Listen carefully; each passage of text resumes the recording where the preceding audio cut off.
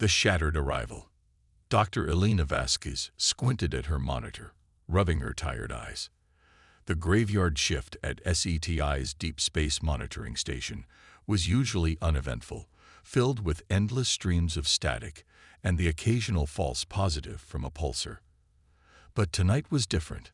For the past hour, an anomalous signal had been trickling in from the edges of the Orc cloud, defying all known categorizations. "Hey, Mike," she called out to her colleague. "You might want to take a look at this." Dr. Michael Chen rolled his chair over, his brow furrowing as he examined the data. "That can't be right," he muttered, fingers flying across the keyboard. "It's almost as if... Wait, are those things moving?" The anomaly wasn't just a signal. It was a swarm of objects, each no larger than a baseball, hurtling through space at impossible speeds. As Elena and Michael watched in stunned silence, the objects began to change course, clearly under some form of propulsion. "We need to alert the ESA and NASA," Elena said, her voice barely above a whisper. "This is first contact." Within hours, observatories and space agencies around the world had their instruments trained on the approaching swarm. Social media exploded with speculation and grainy footage of lights streaking across the night sky. Governments scrambled to formulate responses, and military forces worldwide went on high alert. As the objects entered the solar system proper, something extraordinary happened. The swarm began to coalesce, individual shards joining together like a cosmic jigsaw puzzle. By the time they reached Mars orbit, the swarm had formed into a fleet of sleek, translucent ships that shimmered with an otherworldly iridescence. Dr. Vasquez found herself at the heart of a bustling UN command center, surrounded by military brass, politicians, and fellow scientists. On a massive screen, they watched as the alien fleet took up positions around Earth's orbit, their crystalline structures refracting sunlight in dazzling patterns. "They're not responding to any of our transmissions," a communications officer reported. "No radio, no light signals. Nothing we've tried is getting through." The tension in the room was palpable. Fingers hovered over launch buttons, and diplomats argued in hushed, urgent tones about how to proceed.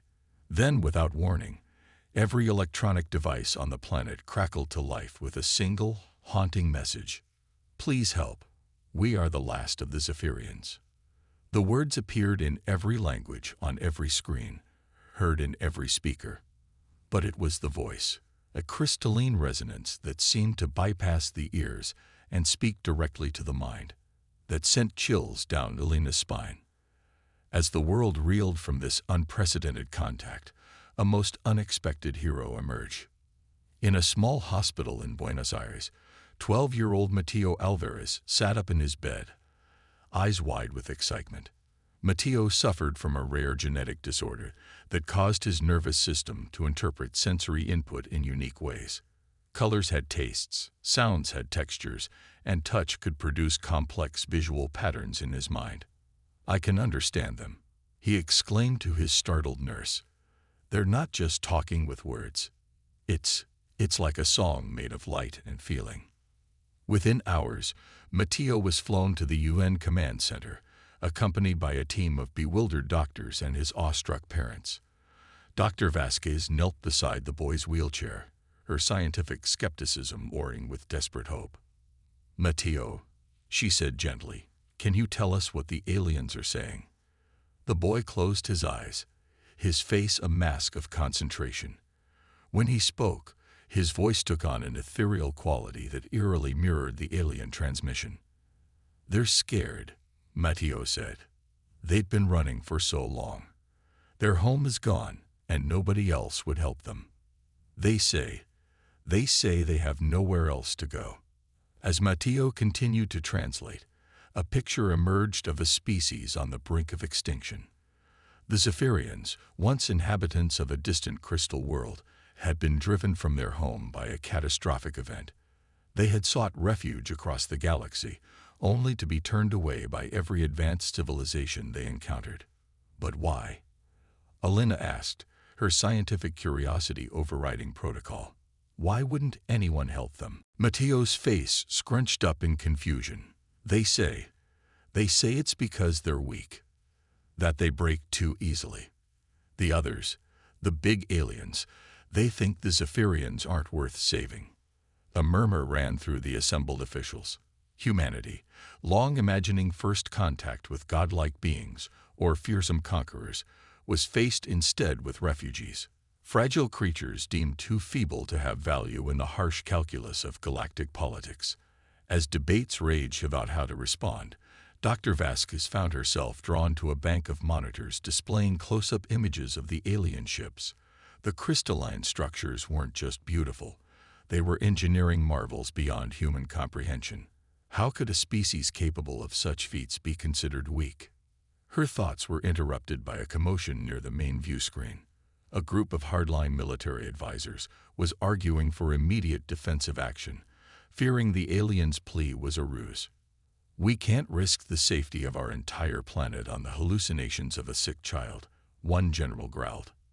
Matteo, overhearing this, wheeled himself forward. His eyes blazed with an intensity that belied his frail frame. "They're not lying," he insisted. "I can feel their fear, their sadness. They've lost so much. Please, we have to help them." The room fell silent, the boy's impassioned plea hanging in the air.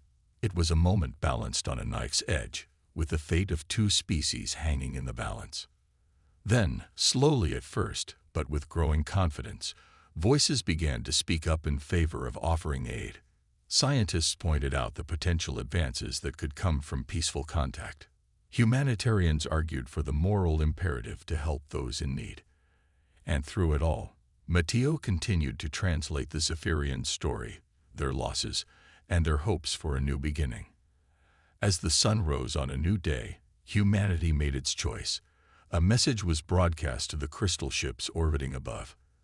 "Zephyrians, on behalf of the people of Earth, we extend our hands in friendship and offer you sanctuary. Welcome to your new home." The response was immediate and breathtaking. The alien ships began to descend, their crystalline forms catching the light of dawn and throwing rainbows across the sky. It was a sight that would be remembered for generations, the day the sky's wet color and humanity took its first steps into a larger universe. But even as celebrations erupted around the globe, Dr. Vasquez felt a nagging worry. If the galaxy had rejected the Zephyrians, how would it react to humanity's decision to shelter them? And just how fragile were their new alien friends? As if in answer to her unspoken questions, reports began to come in from the planned landing sites. The Zephyrians were indeed physically vulnerable, their crystalline bodies reacting poorly to Earth's atmosphere. Teams of scientists were already scrambling to create protective environments, but it was clear that integrating the aliens into life on Earth would be a monumental challenge. The first day of Earth's new era was ending, but the true test of humanity's resolve was just beginning. As Dr. Vasquez watched the delicate aliens take their first tentative steps on Earth soil, she knew that the real work of first contact, of forging understanding and building a shared future, lay ahead. And somewhere out in the galaxy, other eyes were turning toward Earth, reassessing the young species that had dared to show compassion where others had turned away. The true consequences of humanity's choice were yet to unfold. Fragile first steps. The world held its breath as the first Zephyrian ambassador prepared to set foot on Earth. After weeks of frantic preparation, a site in the remote Atacama Desert had been chosen for the historic moment. Its dry, stable atmosphere was deemed the least likely to cause immediate harm to the crystalline aliens. Dr. Elena Vasquez stood among a select group of scientists and dignitaries, her heart racing. Beside her, young Matteo sat in his wheelchair, his role as translator earning him a front-row seat to history.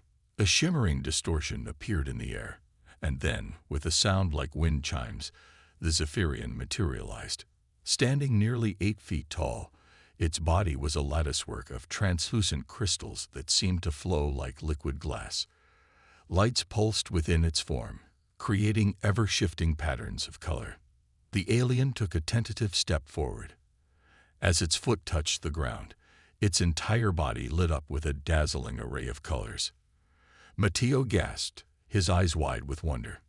"It's beautiful," he whispered. "They're saying hello and thank you." But the wonder quickly turned to alarm. As the Zephyrian moved further from its transport field, fine cracks began to appear across its surface. A high-pitched keening filled the air, causing everyone to wince. "They're in pain," Matteo cried out. "The air, it's too heavy for them." Scientists rushed forward with a hastily prepared protective suit, but the damage was done. By the time they encased the alien in the protective gear, several of its crystalline appendages had shattered entirely. As footage of the event spread globally, public opinion whiplashed between awe at the aliens' otherworldly beauty and shock at their extreme fragility. How could a species so vulnerable have survived interstellar travel? More pressingly, how could Earth hope to provide a safe haven for beings that could barely tolerate its environment? In the days that followed, a young botanist named Dr. Aisha Patel found herself at the center of an unexpected breakthrough. Aisha had been studying rare orchids in the Amazon rainforest when the Zephyrians arrived. Rushing back to her lab at the University of Sao Paulo, she couldn't shake the feeling that the aliens' crystalline structure reminded her of something. Working through sleepless nights, Aisha discovered that a compound found in a particularly rare orchid species could be synthesized into a coating that allowed the Zephyrians to withstand Earth's atmosphere. When applied, the coating formed a flexible, breathable barrier that protected the aliens without dulling their luminescent beauty. As news of Aisha's discovery spread, other scientists built upon her work. Teams around the world began adapting human technologies to Zephyrian physiology. Lightweight exoskeletons were developed to help them cope with Earth's gravity. Special habitats were constructed, replicating the atmospheric conditions of their home world. But not everyone welcomed these developments. As resources poured into Zephyrian aid and research, protest movements sprang up across the globe. Humans first, they chanted outside government buildings and alien habitats alike. "We can't even take care of our own people, and now we're spending billions on space crystals." The tension came to a head 3 months after the Zephyrians' arrival.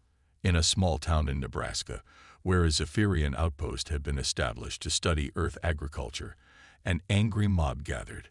They carried signs denouncing the aliens and demanding their removal. As the protesters grew more agitated, a young human girl broke away from her mother and ran towards the Zephyrian habitat, curious to see the aliens up close. At that moment, a tremor shook the ground, a rare seismic event for the region. The girl stumbled as a piece of construction equipment began to topple towards her. Without hesitation, a Zephyrian researcher named Lyrax rushed out of the habitat. Moving with surprising speed for its fragile form, Lyrax reached the girl just in time, using its crystalline body as a shield. The equipment crashed down, and a sickening crack echoed across the suddenly silent crowd. When the dust settled, the girl was unharmed, but Lyrax lay shattered on the ground. One of its limbs had been completely destroyed, and cracks spiderwebbed across its entire form. As emergency teams rushed to help, the alien's body pulsed with a weak, flickering light. Matteo, who had been brought to the scene to help facilitate communication, wheeled closer to the fallen Zephyrian. Tears streamed down his face as he translated the alien's fading words. It says it couldn't let the child be hurt. That all life is precious, no matter the form it takes. It hopes this shows we can live together in peace." The video of Lyrax's sacrifice went viral, spreading across the globe in a matter of hours. The image of the alien's shattered form cradling the unharmed human child became a powerful symbol, challenging perceptions of the Zephyrians as weak or helpless. In the wake of the incident, public opinion began to shift.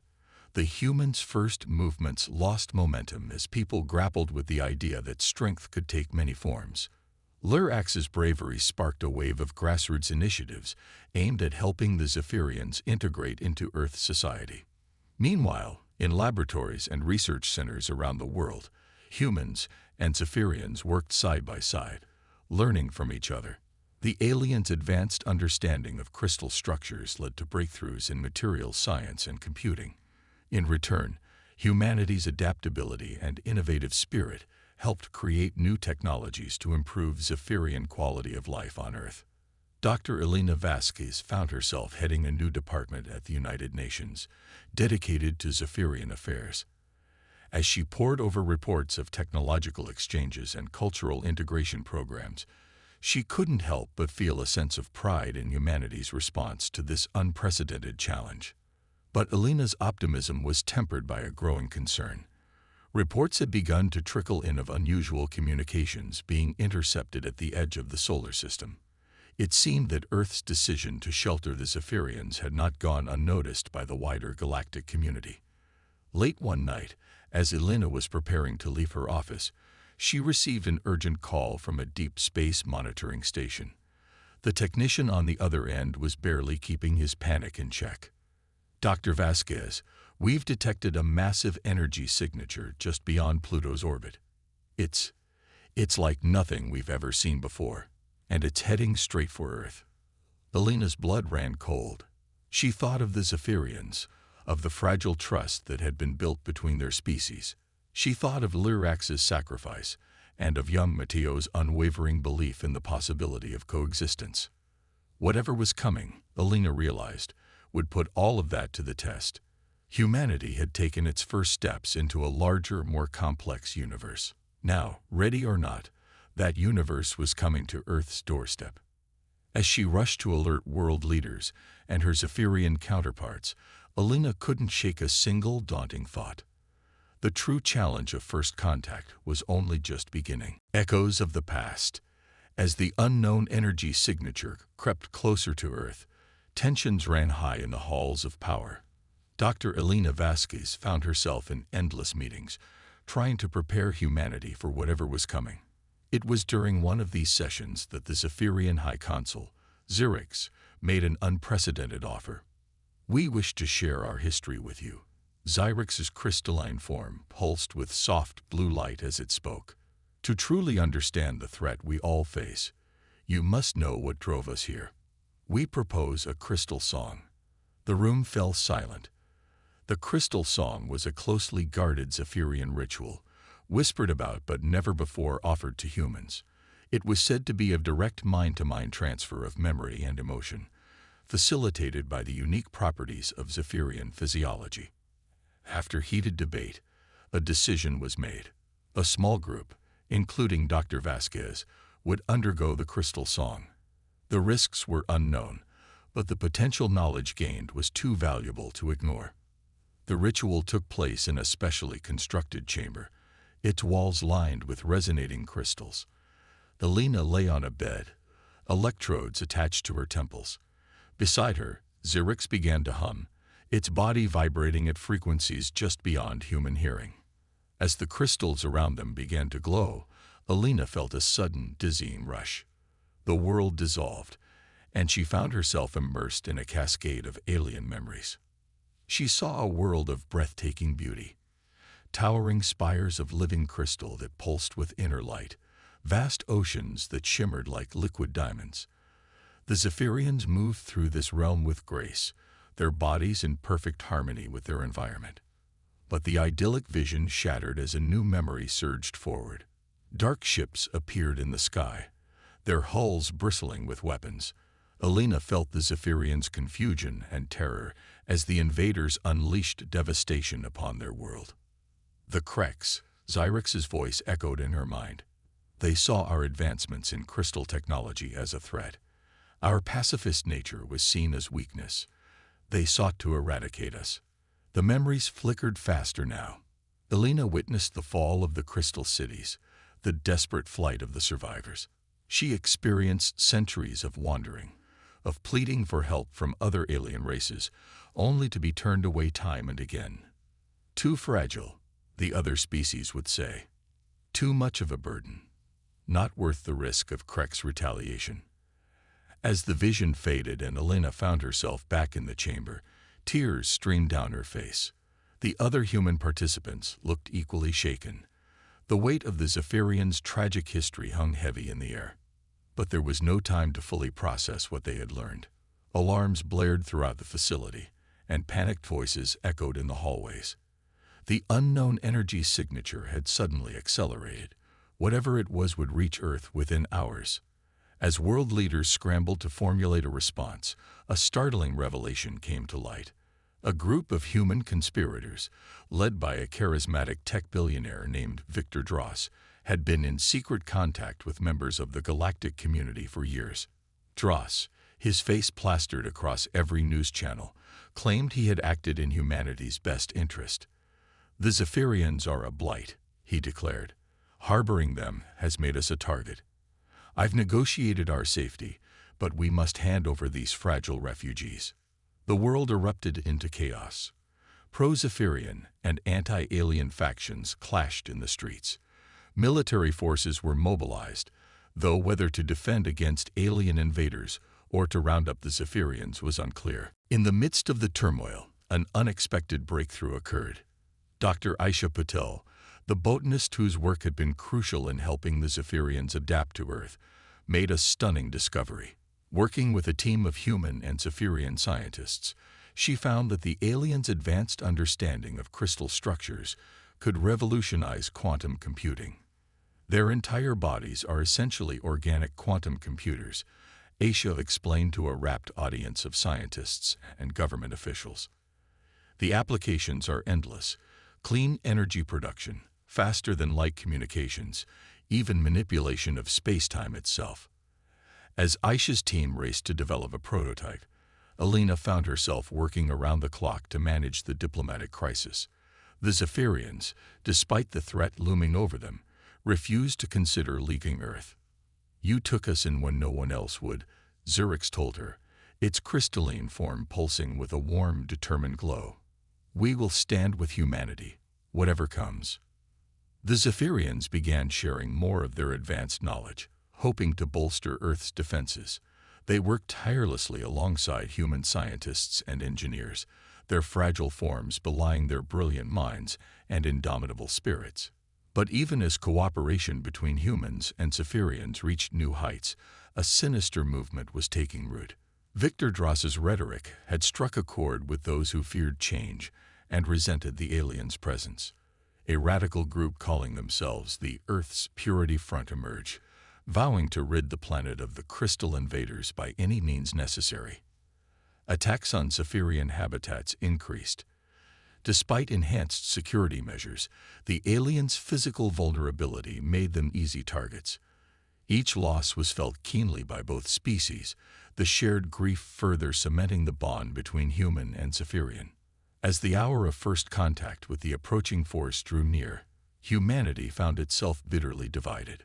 Would they stand with their fragile allies, or give in to fear and sacrifice the Zephyrians in hopes of appeasing the coming threat? The answer came from an unexpected source. Matteo, the young boy whose unique neurology had first allowed communication with the Zephyrians, addressed the United Nations in a speech that was broadcast globally. "I've seen inside their minds," he said, his voice strong despite his frail appearance. "I felt their pain, their hope, their dreams. The Zephyrians aren't weak. They're survivors. They've faced horrors we can't imagine, and they're still kind, still willing to trust. That's real strength." Matteo's words struck a chord. Across the world, people began to rally in support of the Zephyrians. The tide of public opinion turned against Dross and his conspirators, who were taken into custody for treason. As the unknown ship finally entered Earth's orbit, humanity made its choice. They would stand with the Zephyrians, come what may. Dr. Elena Vasquez stood in the Global Command Center, surrounded by human and Zephyrian leaders. On the massive view screen before them, a ship of impossible proportions shimmered into view. Its hull was black as night, absorbing light rather than reflecting it. A transmission crackled through the speakers, a voice that sent chills down Elena's spine. "This is Supreme Commander Vex of the Krex Empire. You harbor fugitives of our justice. Surrender the Zephyrian vermin, or face eradication." The Krex had arrived, and Earth's trial by fire was about to begin. As Elena looked around the room, At the determined faces of humans and the softly glowing forms of their Zephyrian allies, she felt a glimmer of hope. Together, perhaps they stood a chance. The greatest test of humanity's resolve, and of the unlikely friendship forged between two very different species, was at hand. The echoes of the past had caught up with them, and the future of both Earth and the last of the Zephyrians hung in the balance. The coming storm. The Krek's ultimatum hung in the air like a poisonous cloud. In the global command center, human and Zephyrian leaders huddled together, their faces grim. Dr. Elena Vasquez felt the weight of billions of lives on her shoulders as she stepped forward to address the alien threat. "Supreme Commander Vex," she said, her voice steady despite her racing heart, "Earth respectfully declines your demand. The Zephyrians are under our protection. We propose peaceful negotiation to resolve this conflict."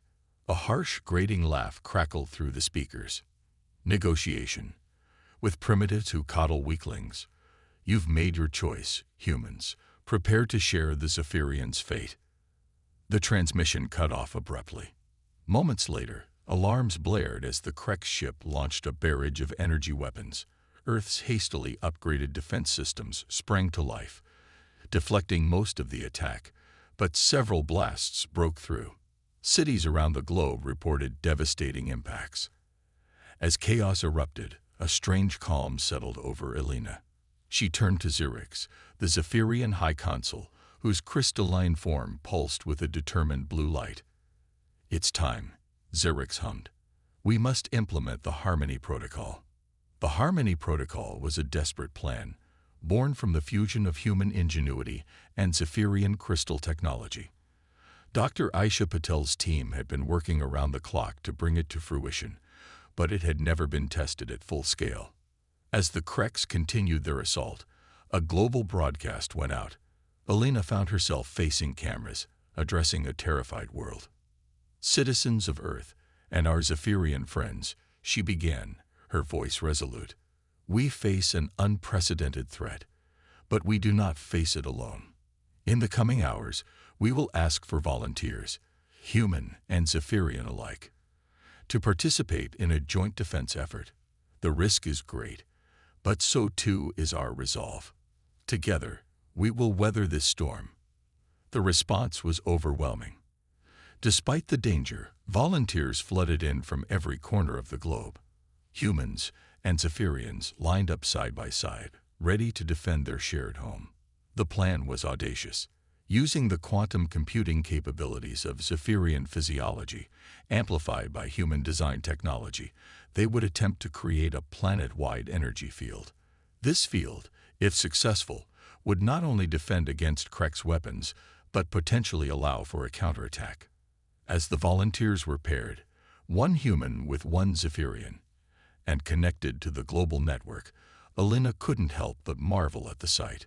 The fragile, crystalline aliens stood shoulder to shoulder with their human partners, their bodies glowing with inner light. The humans, for their part, showed no fear as they were linked to alien minds. Matteo, the young boy who had first communicated with the Zephyrians, insisted on participating despite his frail health. "I started this connection," he said firmly. "I need to see it through." As the Krek ships entered the atmosphere, raining destruction upon major cities, the Harmony Protocol was activated. Across the planet, human and Zephyrian minds merge, their consciousnesses flowing together like rivers joining an ocean. Elena, linked with Xerix, felt a surge of alien memories and emotions. She saw flashes of the Zephyrian homeworld, felt the pain of its loss, and experienced the hope that had blossomed on Earth. Beside her, Xerix trembled, its crystalline form resonating with human thoughts and feelings.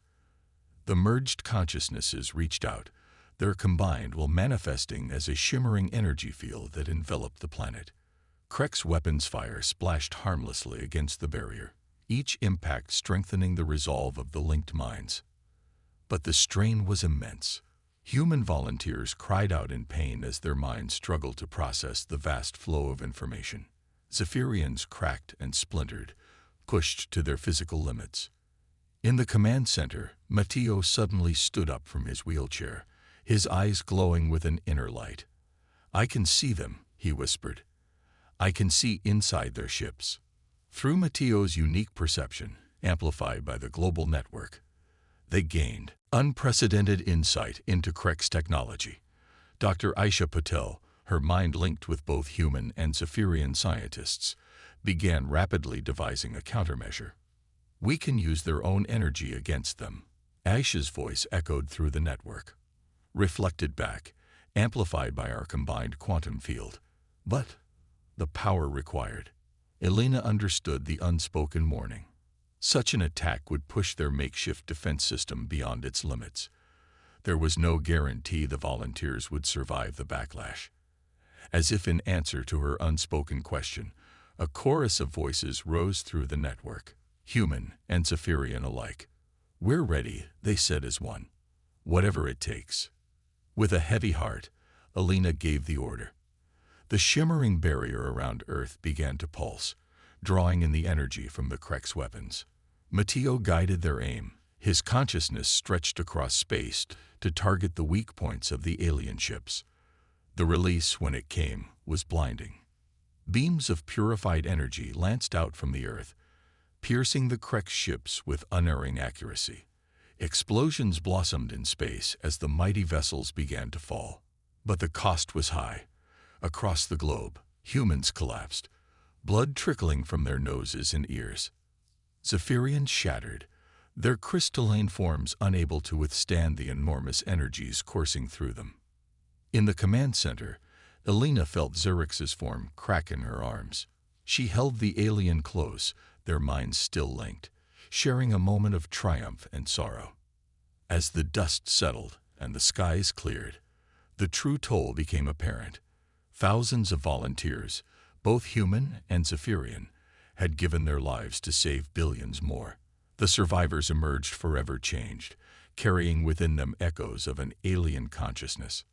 Matteo, his fragile body pushed beyond its limits, lay in a coma, his mind still vibrating with alien frequencies. The doctors were unsure if he would ever wake, but his brain waves showed activity beyond anything they had ever seen.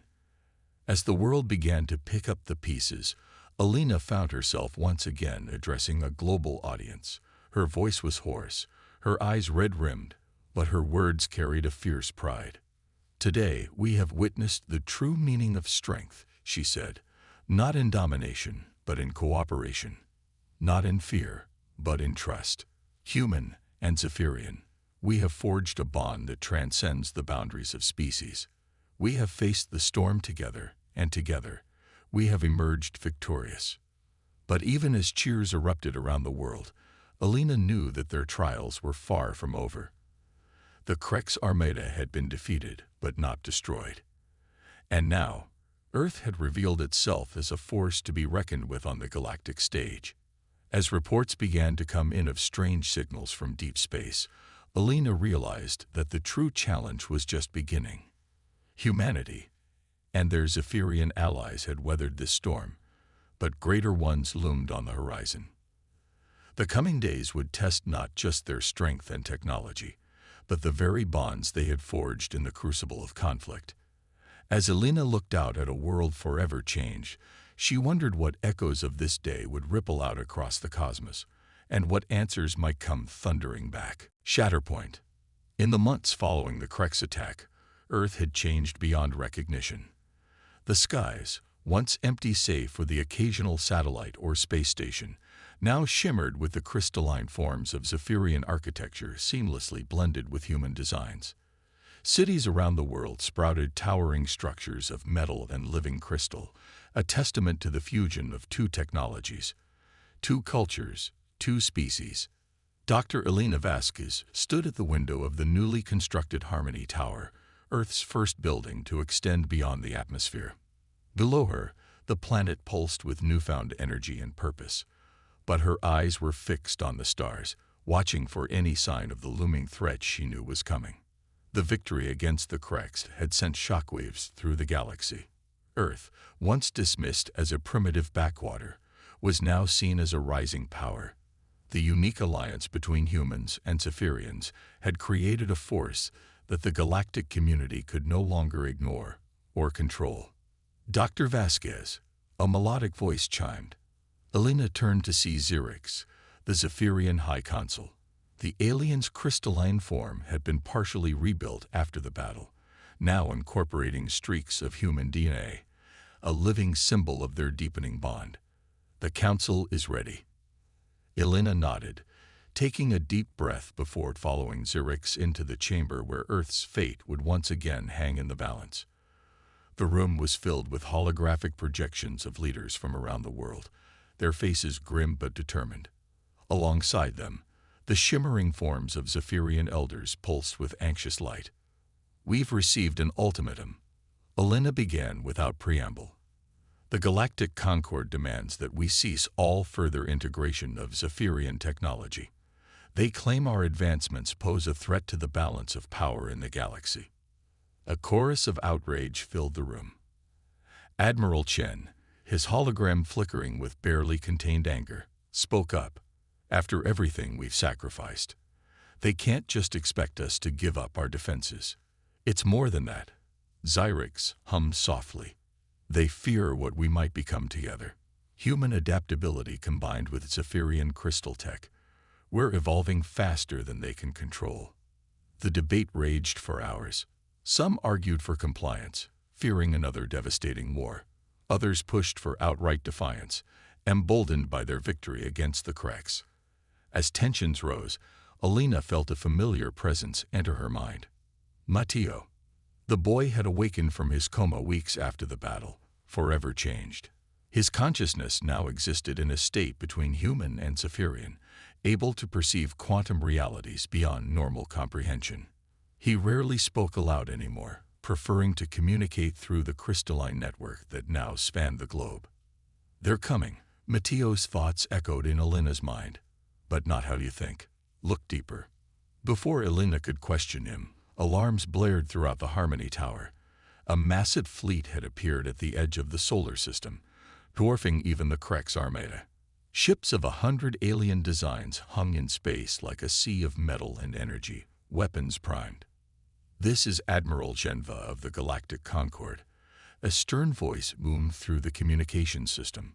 "You have one planetary rotation to comply with our demands, or we will have no choice but to neutralize the threat you pose." Panic erupted in the council chamber. But Elena, her mind still linked with Mateo's, felt an eerie calm. "Wait," she said, her voice cutting through the chaos. "Something isn't right." She turned to Xerix, an idea forming. "The Harmony Protocol. We need to activate it again, but this time, push it further. Connect everyone." Understanding dawned in Xerix's crystalline eyes. Within moments, the order went out. Across the planet, humans and Zephyrians joined minds once more. But this time, guided by Mateo's unique perception, they pushed beyond the boundaries of their world. Elena gasped as her consciousness expanded, touching the minds aboard the alien fleet. In that moment of connection, the truth became clear.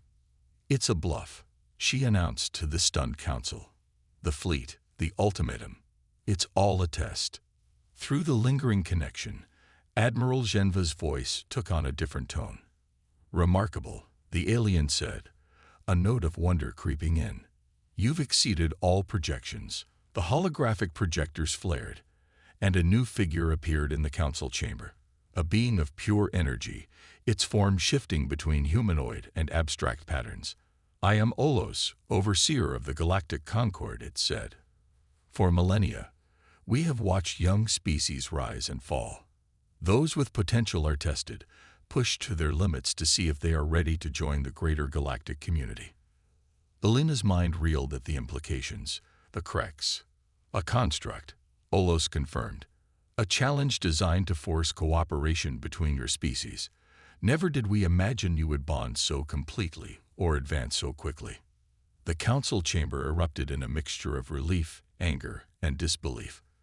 But Elena, her mind still stretched across space, felt the truth of Olos' words. More importantly, she sensed the genuine awe and excitement emanating from the alien fleet. "You've created something unique," Olos continued. "A true symbiosis between species, bridging organic and crystalline life. The potential for growth, for new discoveries, it's unprecedented. As the reality of the situation sank in, the mood in the chamber began to shift. The fear of annihilation gave way to a dawning realization of the opportunities that lay before them. Admiral Chen was the first to speak up. "So, what happens now? Are we to be your new science experiment?" Olo's form shimmered with what might have been amusement. Now you take your place among the stars. The Galactic Concord extends an invitation to Earth and the Zephyrians, not as subjects, but as full members. Your unique perspective will be invaluable as we face the challenges that lie ahead. The celebrations that followed were like nothing Earth had ever seen. Humans and Zephyrians danced in the streets, their joy manifesting in dazzling displays of light and crystal. The planet itself seemed to pulse with newfound energy, as if aware of its new role in the cosmos. But for Elena, Xerix, and Matteo, the work was just beginning. As they stood together in the Harmony Tower, looking out at the alien fleet now peacefully orbiting their world, they felt the weight of responsibility settling on their shoulders. "We'll need to proceed carefully," Elena mused. "There's so much to learn, so many potential pitfalls." Xerix hummed in agreement, its crystalline form resonating with Elena's thoughts. "But think of the possibilities, the mysteries we can unravel together, the new frontiers we can explore." Matteo, speaking aloud for the first time in weeks, summed it up simply. "We're stronger together." That's what they didn't expect. That's what will carry us forward. As the sun rose on a new era for Earth and its Zephyrian allies, Elena felt a profound sense of hope. They had weathered the storm, shattered expectations, and emerged stronger than ever. The path ahead was uncertain, filled with challenges and wonders beyond imagination.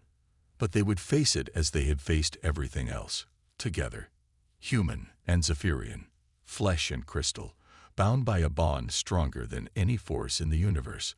They had reached their shatter point and emerged transformed, ready to take their place among the stars. The universe watched, waited, and wondered what this unlikely alliance would do next.